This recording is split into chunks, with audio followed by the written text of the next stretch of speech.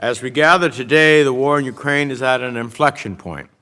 In the face of Ukraine's impressive counteroffensive to reclaim its rightful territory, Putin is desperate, forcing unwilling men across Russia to join an illegal and increasingly unpopular war.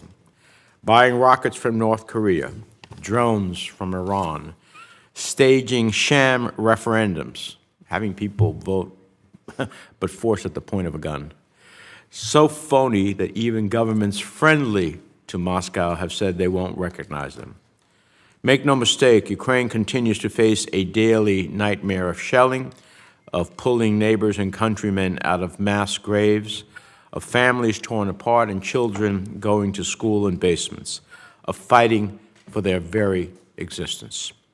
But 7 months into this war, Putin is not where he wanted to be, and that's thanks to the bravery of the Ukrainian people, to more than $15 billion in weapons from the United States and a strong international coalition.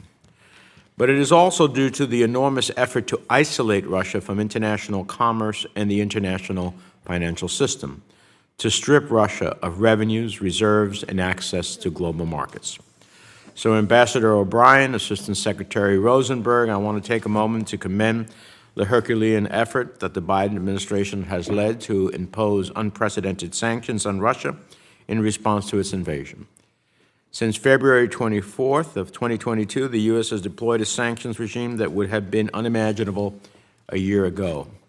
And of course, that includes not just you, but the hundreds of dedicated personnel at State and Treasury who worked around the clock to prepare sanctions even before the invasion began. Nearly 40 countries have imposed economic costs on Russia for this war. The democratic world has effectively decoupled from Russia, a massive economic and logistical achievement in the age of global commerce.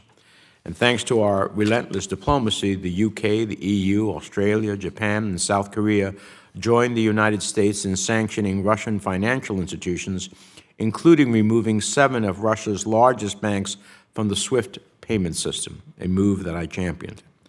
Today, more than 1,000 Russians have their assets frozen abroad. More than 1,000 companies have ended operations or withdrawn from Russia.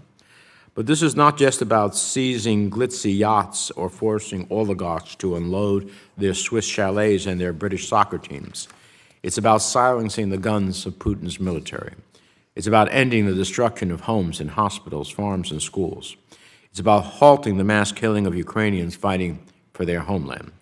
It's about ensuring that the dream of an independent, free, thriving Ukraine remains alive.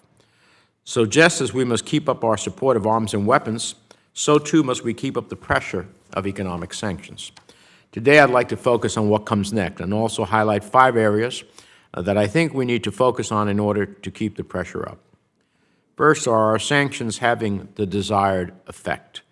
We impose sanctions not to punish, but to constrain and ultimately change behavior. Have the sanctions changed Putin's calculus at all? And if not now, perhaps in the coming months. I'd like to hear a clear assessment on how current and planned measures will further strain the Russian system in the coming months and how that might change Kremlin behavior. Then energy. The recently announced price cap on Russian oil is a welcome and creative proposal to deprive Russia of revenue. But how will China and India respond? Will they purchase below the cap or continue to keep Russia's exports afloat? And thirdly, we need to look at the gaps in our sanctions and where tighter alignment would make existing sanctions more effective. Fourth, what can we do to improve enforcement? And this is not only for Putin, but for those enabling him, evading sanctions and feeding his war machine. And finally, I want to hear about our diplomatic efforts, which will be critical in the coming months. Our rigorous diplomacy has made the difference in ensuring that we have not just a united coalition, but one that is willing to act. As we head into winter, Putin is hoping to test our coalition. How do we keep Europe together as energy needs become more pressing and fatigue sets in? We will not only have to maintain our unity, but our willingness to keep meeting the multiple urgent needs facing Ukraine.